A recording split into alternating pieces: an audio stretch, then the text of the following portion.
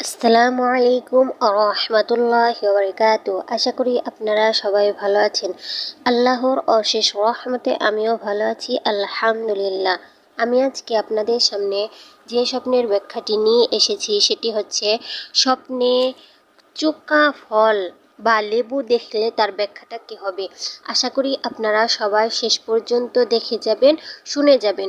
স্বপ্নে চোকা আনার দেখার অর্থ যদি সে ব্যক্তি চোকা আনার অথবা অন্য যে কোনো চোকা ফল খায়, তাহলে ব্যাখ্যা হবে চিন্তা ভাবনা দুঃখ দুর্দশা তার উপর পতিত হবে। লেবু স্বপ্নে দেখলে তার ব্যাখ্যাটা কি হবে। স্বপ্নযোগে ও পরিমাণে অধিক লেবু দেখার ব্যাখ্যা উত্তম ও পরিচ্ছন্ন সম্পদ, এক দুই অথবা তিনটি দেখার অর্থ সুসন্তান লাভ করা।